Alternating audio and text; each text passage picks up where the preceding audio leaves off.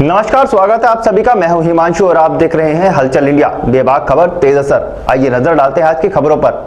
दिल्ली में आतंकवादी के घुसने का इनपुट मिलने के बाद पश्चिमी उत्तर प्रदेश में हाई अलर्ट जारी हुआ है। चप्पे चप्पे पर पुलिस बल की मौजूदगी है। खुफिया एजेंसियों द्वारा जम्मू कश्मीर से दिल्ली में आतंकवादियों के घुसने का इनपुट मिलने के बाद अब पश्चिमी उत्तर प्रदेश में भी हाई अलर्ट जारी किया जा चुका है, जिसको लेकर चप्पे चप्पे पर सादी वर्दी में पुलिस द्वारा चेकिंग की जा रही है। इसी इनपुट को लेकर सहारनपुर मंडल में भी चेकिंग अभियान तेज हो चुका है। पुलिस द्वारा जगह जगह गाड़ियों की चेकिंग की जा रही है। आने जाने वाले संदिग्ध व्यक्तियों पर भी नजर रखी जा रही है। साथ ही सीसीटीवी कैमरा द्वारा नजरें बनी हुई है। डीआईजी उपेंद्र अग्रवाल ने बताया कि सहारनपुर मंडल में हाई अलर्ट जारी है। मुजफ्फरनगर, शामली और सहारनपुर में पुलिस कप्तान को लगातार चेकिंग के आदेश दिए जा चुके हैं, जिसके चलते चप्पे चप्पे पर पुलिस द्वारा चेकिंग की जा रही है। इसके अलावा भी भीड़ भाड़ वाले क्षेत्रों में जैसे रेलवे स्टेशन, बस स्टैंड तथा जहां पर पब्लिक की ज्यादा आवाजाही है, उन क्षेत्रों में भी सादी वर्दी में पुलिस द्वारा संदिग्ध व्यक्तियों पर लगातार नजरें बनी हुई है।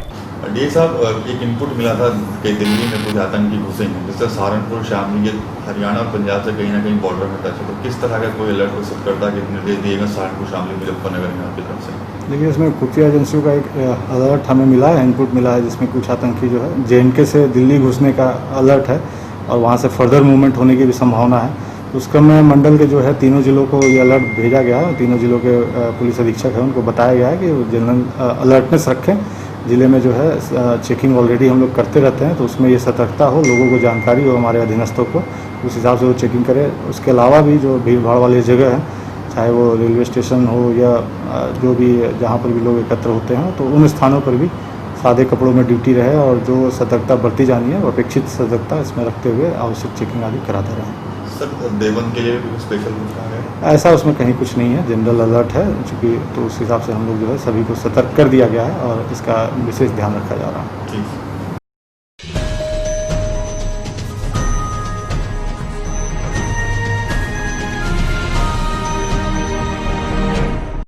उत्तर प्रदेश के जनपद शामली में एक बार फिर कोरोना मरीजों की संख्या बढ़ चुकी है। शामली में आज कोरोना के 12 नए केस मिलने से हड़कंप मच गया। जनपद में अब 49 पर कोरोना एक्टिव केस की संख्या पहुंच चुकी है। जिले में कोरोना से हो चुकी अब तक 3 मौत भी पुष्टि हो चुकी है। सभी मरीजों को कोविड-19 में भर्ती कराया गया है। जिलाधिकारी जसजीत कौर ने इस मामले की पुष्टि की है।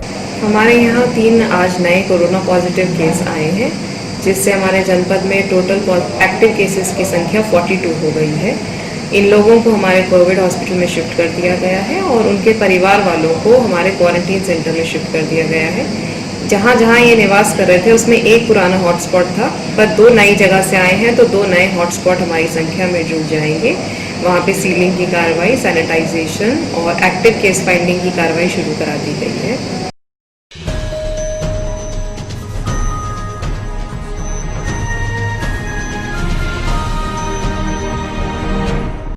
मुजफ्फरनगर में एक बार फिर पुलिस और बदमाशों के बीच मुठभेड़ हो गई। यह मुठभेड़ खतौली थाना क्षेत्र के ढाकपुरी मोड़ पर हुई, जहां पर पुलिस और बदमाशों के बीच घंटों मुठभेड़ चली। मुठभेड़ में 2 शातिर बदमाशों को पुलिस ने गिरफ्तार कर लिया। बदमाशों के पास से एक स्कूटी, एक मोबाइल, 2 तमंचे, खोखा कारतूस बरामद किए गए हैं। बदमाशों पर लूट और अवैध हथियार समेत कई आपराधिक मामले दर्ज है। पकड़े गया बदमाश मवाना से लूट के मामले में भी वांछित चल रहा था।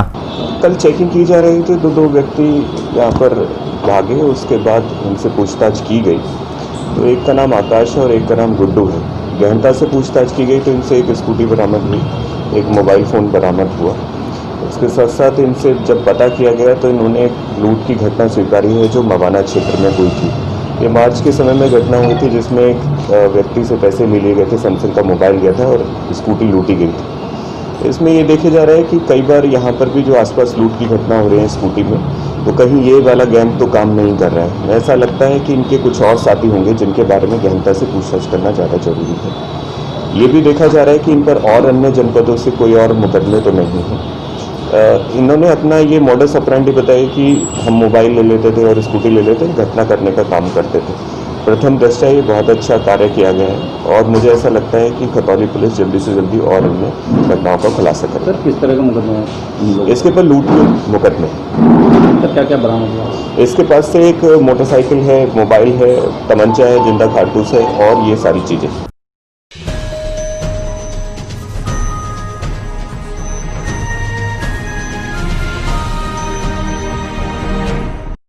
21 जून को सूर्य ग्रहण के उपरांत आम जनता मां गंगा में स्नान कर रही थी। वहीं शरारती तत्व अन्य राज्यों से बेरोक-टोक कोविड-19 से बचाव के नियमों व प्राकृतिक आपदा नियमावली की सरेआम धज्जियां उड़ाकर गंगा के समीप बैरागी कैंप स्थित घाट पर गंगा किनारे नशाखोरी व बियर का सेवन करते दिखाई दे रहे थे। उत्तराखंड में अन्य राज्यों से आने वाले तीर्थयात्रियों व आम नागरिकों को उत्तराखंड राज्य में प्रवेश पर कोविड-19 के दृष्टिगत उनके स्वास्थ्य का परीक्षण कर प्रवेश दिए जाने को लेकर सामाजिक संगठन के प्रतिनिधियों ने गोविंद भवन स्थित कार्यालय पर बैठक आहूत की। बैठक की अध्यक्षता पूर्व कृषि उत्पादन मंडी समिति अध्यक्ष संजय चोपड़ा ने की। संचालन वरिष्ठ व्यापारी नेता दिनेश सिंह कोठियाल ने किया। सभी सामाजिक संगठनों के प्रतिनिधियों ने सरकार से मांग की है कि उत्तराखंड को कोरोना से बचाओ, तीर्थ व देवभूमि की मर्यादा को बनाओ, गंगा किनारे घाटों पर हो रही नशाखोरी के खिलाफ सरकार द्वारा अभियान चलाओ। इन 3 सूत्रीय प्रमुख मांगों को नारों के माध्यम से दोहराया गया। देखिए, मेरा कहना तो यह है कि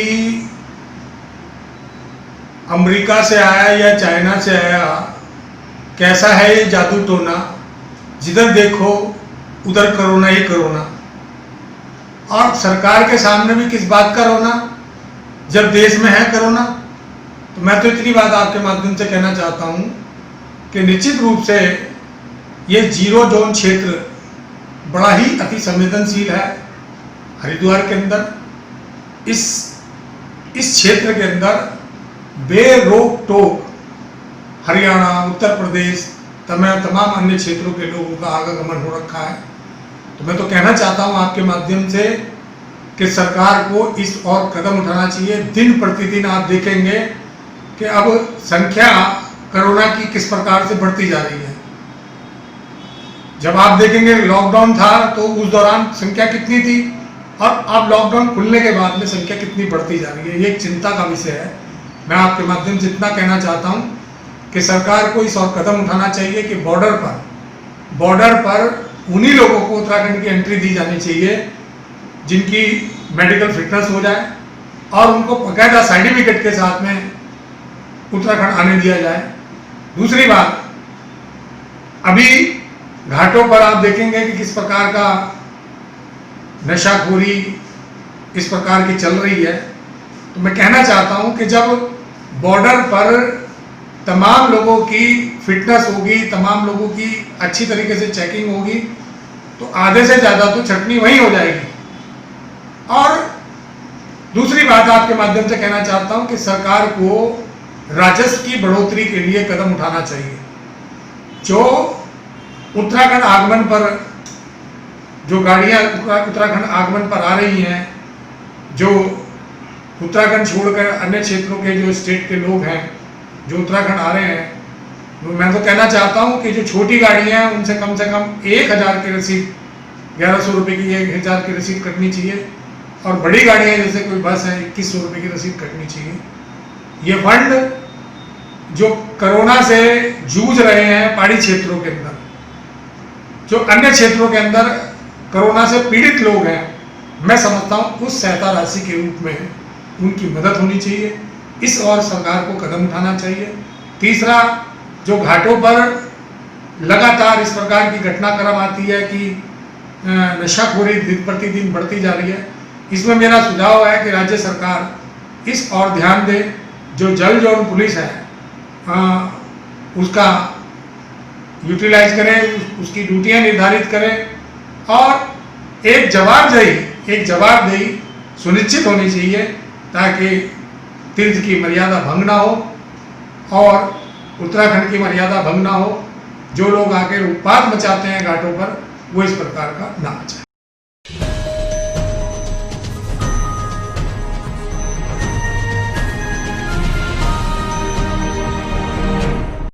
मुजफ्फरनगर के मीरापुर कस्बे के मोहल्ला जाट कॉलोनी में मामूली कहासुनी के बाद आधा दर्जन लोगों ने युवक पर लाठी डंडों से हमला कर उसे गंभीर रूप से घायल कर दिया। युवक को बचाने आए उसके परिजनों को भी हमलावरों ने दौड़ा कर पीटा। मुजफ्फरनगर के मीरापुर थाना क्षेत्र के जाट कॉलोनी निवासी तुषार पुत्र अनुज शर्मा पर मोहल्ले के ही ऋतिक पुत्र रवि पिछले कई दिनों से छीटाकशी कर रहा था। मंगलवार को तुषार ने ऋतिक के घर जाकर उसकी शिकायत की तो आरोप है कि ऋतिक के परिजनों ने उल्टा उसे ही धमकाकर भगा दिया। दोपहर के बाद इसी बात को लेकर ऋतिक व तुषार दरबार में कहासुनी हो गई। आरोप है कि इसके बाद ऋतिक पक्ष के आधा दर्जन लोग लाठी डंडे लेकर वहां पर पहुंचे और तुषार पर हमला बोल दिया। इतना ही नहीं, तुषार को बचाने आए उसके भाई शुभम व पिता अनुज को भी हमलावरों ने नहीं बख्शा। सभी को दौड़ा कर पीटा और फरार हो गए। बाद में सभी घायल थाने पहुंचे, जहां से पुलिस ने घायलों को उपचार के लिए थाने भिजवा दिया। पुलिस ने घायल की तहरीर पर 4 हमलावरों ऋतिक, शरणवीर, सागर व विनीत के विरुद्ध रिपोर्ट दर्ज कर ली है।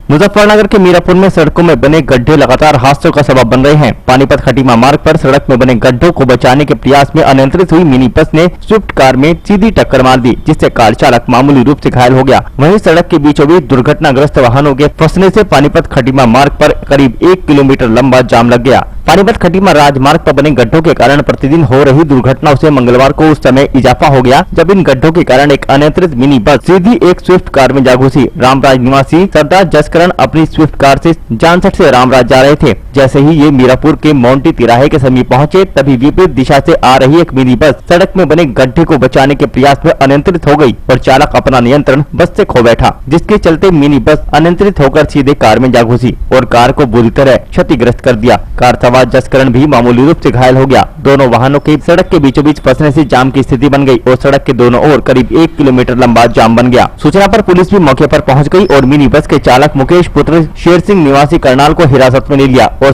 क्रेन बुलवाकर दुर्घटनाग्रस्त वाहनों को सड़क से हटवाकर यातायात को सुचारू कराया।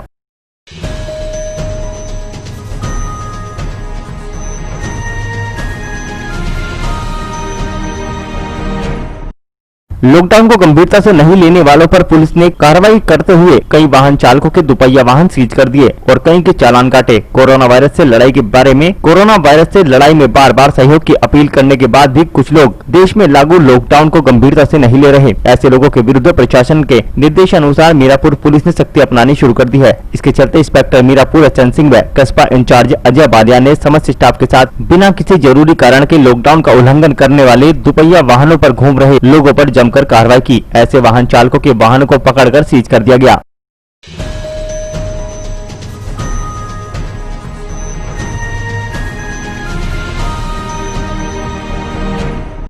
मुजफ्फरनगर जनपद के थाना चरथावल प्रांगण में मंगलवार को सीओ सदर कुलदीप कुमार व थाना अध्यक्ष चरथावल सुबे सिंह ने क्षेत्र के सभी बैंक के मैनेजर, पेट्रोल पंप व शराब ठेके के मालिक, डाकघर कर्मचारी तथा फाइनेंसर्स के साथ बैठक कर उनकी समस्या जानी तथा आपराधिक घटनाओं के रोकथाम हेतु सुझाव मांगे गए। इसके अलावा सभी से लॉकडाउन का पालन करने तथा मास्क, ग्लव्स व सैनिटाइजर का प्रयोग करने की अपील भी की गई। मुजफ्फरनगर एसएसपी अभिषेक यादव के आदेशों पर सीओ सदर कुलदीप कुमार व थाना अध्यक्ष सुबे सिंह ने चरथावल थाना क्षेत्र के बैंक मैनेजर, फाइनेंसर तथा व्यापारियों, पेट्रोल पंप कर्मचारियों के साथ बैठक करते हुए सबकी समस्याओं को सुना व थाना क्षेत्र में आपराधिक घटनाओं की रोकथाम हेतु आपसी सुझावों का आदान प्रदान भी किया, जिसमें सभी बैंक मैनेजर व फाइनेंसर तथा व्यापारियों से पुलिस द्वारा अपील की गई कि यदि आपको धनराशि एक स्थान से दूसरे स्थान तक ले जानी है तो भी आप पुलिस को सूचित करें। पुलिस आपको आपके गंतव्य स्थान तक पहुँचने में तत्काल सहायता प्रदान करेगी। जनपदीय पुलिस द्वारा सभी बैंक मैनेजर व फाइनेंसर तथा व्यापारी को कोरोना वायरस से बचाव हेतु आवश्यक दिशा निर्देश भी दिए गए।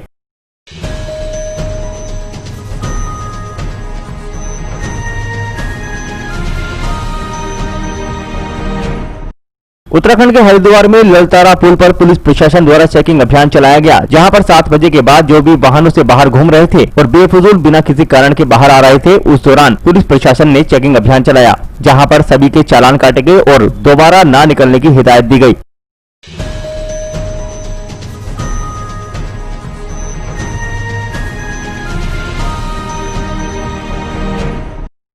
आज के बुलेटिन में इतना ही। कल फिर होंगे हाजिर कुछ नई और ताजा खबरों के साथ। देखते रहिए हलचल इंडिया, बेबाक खबर तेज असर।